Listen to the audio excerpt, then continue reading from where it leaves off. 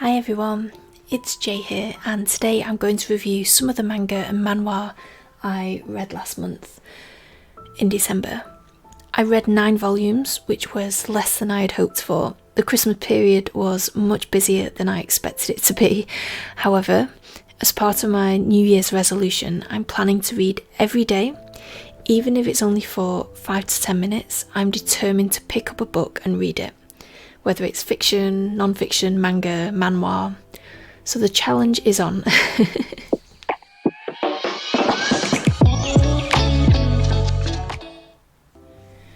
I'm going to start with My Happy Marriage. I've read volumes 3 and 4 and I really enjoyed both. So volume 3 draws to a close her issues with her family, at least in terms of them directly affecting her, whilst volume 4 sets the ball rolling on the story arc, kind of surrounding her mother's side of the family and the mysterious family powers she has. I found volume 3 to be really satisfying, but it still hits you that her father really doesn't like her, doesn't care for her, and the reasoning is so horrible and unfair towards Mio. She wasn't even alive during the events, which kind of led to her father hating her, but the consequences facing the family are pretty satisfying. And there's finally some closure between Mio and her childhood friend Koji. So this is Koji here.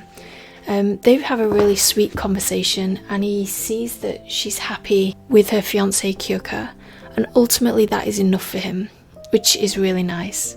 I love Hazuki in these volumes, Mio's future sister-in-law. She's a bundle of energy, but she's always considerate of Mio in her teachings, never pushing her, always checking in to see if she's okay to learn something new. It's sad that Mio's past trauma with her family is limiting her ability to move forwards, and her nightmares are getting worse. Volume 4 sees Mio struggling, and I won't lie, I love the angst. But Kyoka says something that eerily reflects something in her nightmares, and wow, I did not expect that to hurt as much as it did. I'm really excited to find out more about Mio's family on her mother's side, but there is no release date for volume 5. At all. Not even a coming soon on Square Enix's website, who are the publishers of this series. It is frustrating, but we will just have to wait and see. I also read Promised Neverland volumes 9 and 10. Again, I love these volumes, although the inside cover of volume 9 is so freaky. Yeah, I thought that was really quite freaky. So much is revealed in volume 9, especially the secrets surrounding Minerva and the plot twists. Wow, I was emotionally exhausted by the end of this one. Credit to the authors, the creators, for making you feel so much emotion for characters you don't even meet. So the hunt is on in these 2 volumes, with the fight being between the surviving humans and the demon hunters. I don't want to ruin anything, but it's high stakes here, with sacrifices being made and, as usual, things not going to plan. Really, really good series. Again, if you've not read this, please do pick it up. It's fantastic. Now, I started 3 new series this month and I liked all of them to varying degrees. I'm going to start with my least favourite and end with my most favourite. I read Stus volumes 1, 2 and 3, and this one is the last book in the series. And the series follows Arthit and Kongpob, who is a first year at a Thai university going into the engineering department. And as first years, they all get hazed by the second years, the leader being Arthit. And that's where the name comes from, Stus. So it's a system where upperclassmen impose training, discipline and challenges onto the underclassmen. It's essentially hazing, and I didn't like this series as much as I thought I would, to be honest. And the main reason for that, I think, is all the hazing that goes on in the first volume. I'm really not a massive fan of hazing. I actually hate it, especially when it humiliates the other person, and because it features so heavily in this first volume, I almost didn't read the second one. And if I hadn't bought all 3 volumes together, I may not have finished this series. However, I'm glad I read more, because the hazing becomes less of a feature as you go on, and you start to see feelings grow between the 2 main characters. Arthur even reaches out to an upperclassman for advice on the relationship in the 3rd volume.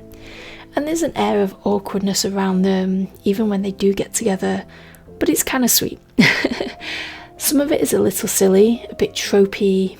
For example, in volume 2, Kong Pop decides to submerge himself in the sea to think, and only Arthur notices and rescues him. Strangely, none of the other students notice, just Arthur, because then Arthur gets to save Kong Pop.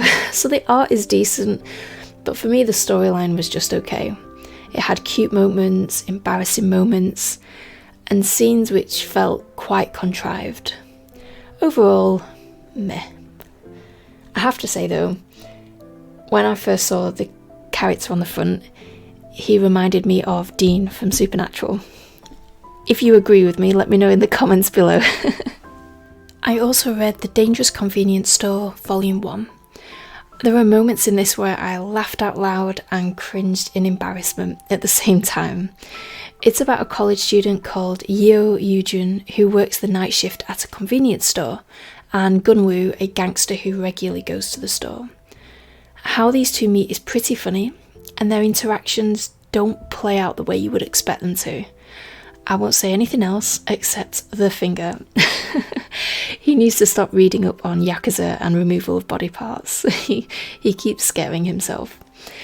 I am intrigued as to what's happened to his brother, because his brother has large medical bills, hence why Yeo is working in a convenience store.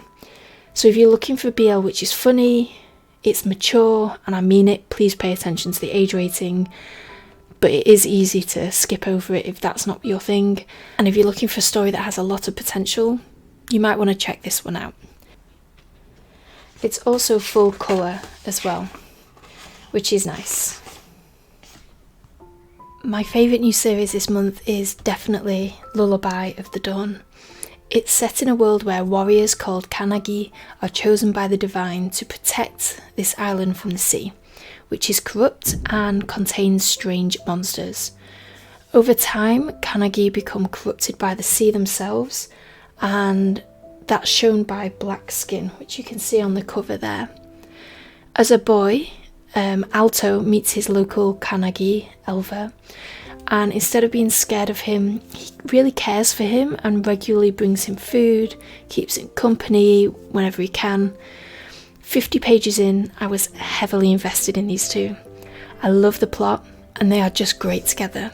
But because of his job, Elva is expected to die young as the corruption from the sea spreads.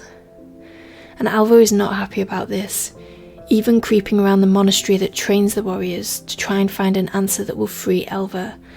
There are also some really good side characters in this volume. We have Konoe and Letty. They're really interesting side characters. They're amusing and they do care in their own way. This volume ends in a cliffhanger though, so if you don't want to wait to find out what happens, the next volume is out on the 23rd of January, so maybe buy that and then you can read both volumes at the same time. One of the reasons I love this volume so much is because the world building is really interesting and it's different.